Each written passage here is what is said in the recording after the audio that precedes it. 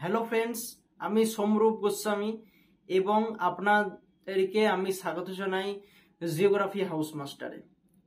আমি আজকে আলোচনা করছি নদীর কার্য, ক্ষয়, বহন এবং সঞ্চয়। নদী এই তিনটি কাজ কি কি পদ্ধতির মাধ্যমে করে থাকে সেইটি নিয়ে আমরা আলোচনা করব। তাহলে প্রথমে আমরা আলোচনা করছি নদীর ক্ষয় নিয়ে।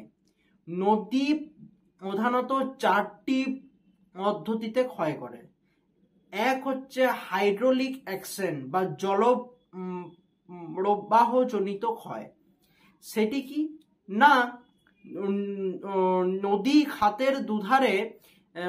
খাতের দুধারের যে শিলাখণ্ড বা নুড়ি, সেগুলোকে নদী কিন্তু সহজেই ক্ষয় করতে পারে। এর ফলে সেই শিলাখণ্ড থেকে ছোট ছোট নুড়ি কিন্তু খুলে খুলে খুলে খুলে বেরিয়ে আসে। এটাই হলো হাইড্রোলিক অ্যাকশন বা জল প্রবাহ জনিত ক্ষয়। সেকেন্ড হচ্ছে অ্যাব্রেশন বা অঘর্ষ জনিত ক্ষয়। সেটি কি না, নদী তার চ্যানেলের তলদেশে যে সমস্ত শিলাখণ্ড থাকে সেগুলিকে ক্ষয় করে নদীর তলদেশটাকে মসৃণ তলে পরিণত করে। এই যে ক্ষয়, সেই ক্ষয়টাকেই বলা হচ্ছে অ্যাব্রেশন বা অঘর্ষ ক্ষয়। এটি নিম্ন ক্ষয় হতে পারে বা আর্ষ ক্ষয় হতে পারে। থার্ড হচ্ছে অ্যাট্রেশন বা ঘর্ষণ ক্ষয়, অর্থাৎ শিলাখণ্ডের সঙ্গে শিলাখণ্ডের ঘর্ষণের ফলে আমরা বুঝতে পারছি এই ক্ষয়টা সাধিত হয়। অর্থাৎ শিলাখণ্ডের ঘর্ষণের ফলে কিন্তু সেই বড় শিলাখণ্ড থেকে কতকগুলি ছোট ছোট ছোট ছোট অংশ খুলে বেরিয়ে আসে। এইরকম ভাবে কিন্তু এই ঘর্ষণ ক্ষয়টা হয়। অর্থাৎ শিলাখণ্ডের ঘর্ষণের দরুন তাদের মধ্যে ঘর্ষণের ফলে যে চূর্ণ বিচূর্ণ অংশগুলি সৃষ্টি হয়, এভাবেই কিন্তু ঘর্ষণ ক্ষয়টা সাধিত হয়। এইবারে হচ্ছে সলিউশন বা তোমার দ্রবণ ক্ষয়। সেইটি হচ্ছে না, নদীর জলের সঙ্গে কোনো খনিজর রাসায়নিক বিক্রিয়ার ফলে কিন্তু কোনো ক্ষয় সাধন হয়। তো এইভাবেও কিন্তু নদীর দ্বারা ক্ষয় প্রক্রিয়া সাধিত হতে পারে। একে আমরা বলতে পারছি হচ্ছে সলিউশন বা দ্রবণ ক্ষয়। ক্লিয়ার? তো এই গেল হচ্ছে ক্ষয়ের চারটি পদ্ধতি। তো এইবারে আমরা মোহন পদ্ধতি নিয়ে আলোচনা করব। মোহন পদ্ধতিও কিন্তু প্রধানত চারটি ভাগে কিন্তু ভাগ করা যায় মোহন পদ্ধতিকে।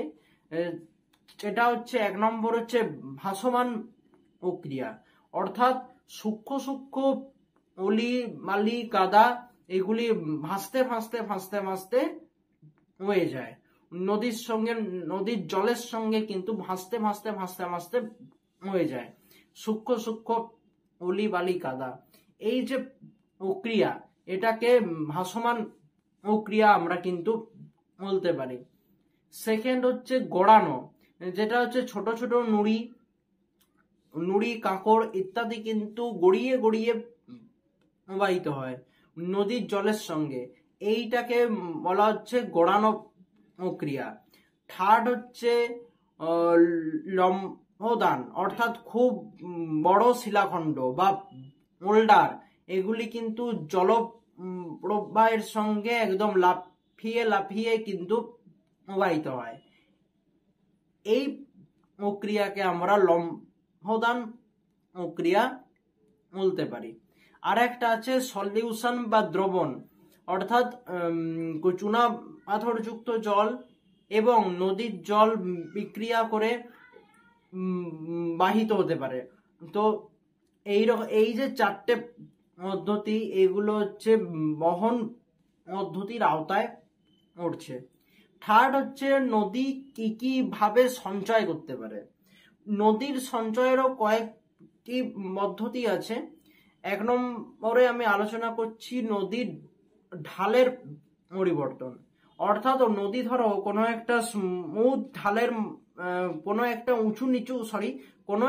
উঁচু নিচু ঢালের মাধ্যমে কিন্তু উচ্চ গতিতে প্রবাহিত হচ্ছিল। অসমান ঢাল যেখানে খুব অন্ধুরতা ছিল, হঠাৎ করে মধ্যগতি বা নিম্ন গতিতে সে কিন্তু একদম মসৃণ ঢাল বা স্মুথ ঢালে এসে কিন্তু উঠলো। এর ফলে কি হয়, নদীর বেগটা হ্রাস পায়। এই বেগ হ্রাস পাওয়ার কারণেই কিন্তু নদী সঞ্চয় করে, অর্থাৎ সেই স্মুথ ঢালে কিন্তু নদীটা সঞ্চয় করে। তো এইভাবে কিন্তু নদীর যদি ঢালের পরিবর্তন হয় তাহলেও কিন্তু নদী সঞ্চয় করতে পারে। 2 নম্বর হচ্ছে নদীতে বোঝার পরিমাণ বৃদ্ধি এবং নদীর গতিবেগ হ্রাস। এটা আমি একসঙ্গে আলোচনা করব। নদীতে যদি বোঝার পরিমাণ বৃদ্ধি পায়, স্বভাব মতোই নদীতে কিন্তু নদীর বেগ কিন্তু হ্রাস পায়। এটা সিস্টেম। কারণ নদীতে যত পলি বালি কাঁকড় ইত্যাদি ঢুকবে তত কিন্তু নদীতে বোঝার পরিমাণ বাড়বে এবং নদীর জলের মধ্যে কিন্তু তত বেশি ঘর্ষণের সৃষ্টি হবে। যত বেশি ঘর্ষণের সৃষ্টি হবে তত বেশি কিন্তু নদীর বেগটা কমতে থাকবে এবং এই বোঝার পরিমাণ বৃদ্ধি পাওয়ার কারণে নদীর টেন্ডেন্সিটাকে কোনো একটা জায়গায় সেটিকে সঞ্চিত করার, অর্থাৎ এইরকম ভাবেও কিন্তু সঞ্চয় কার্য হয়ে থাকে। 3 নম্বর হচ্ছে নদীর প্রবাহ পথে যদি কোনো বাধা থাকে, অর্থাৎ নদী ধরো চলছে, হঠাৎ করে এখানে কোনো বড় শিলাখণ্ড আছে, তাহলে নদী সেখানে ধাক্কা খায় এবং নদীতে যা বোঝা ছিল সব ওই শিলাখণ্ডের হয় সামনে না হয় পিছনে না হয় দুধারে কিন্তু সঞ্চয় করে। এভাবেও কিন্তু নদীর সঞ্চয় কার্য হয়ে থাকে। তাহলে এই পদ্ধতিগুলি হচ্ছে নদীর ক্ষয়, বহন এবং সঞ্চয়ের পদ্ধতি। মূলত এই পদ্ধতিগুলির সাহায্যেই কিন্তু একটি নদী এই প্রসেসগুলির সাহায্যেই নদী ক্ষয় কাজ, বহন কাজ এবং সঞ্চয় কার্য করে থাকে। এই যে কাজগুলি করে, এই কাজগুলির ফলে ডিফারেন্ট ভূমিরূপ সৃষ্টি হয়, যেগুলি আমরা পরের ক্লাসে আলোচনা করব। তাহলে আজকের ভিডিও আমি এখানে শেষ করছি।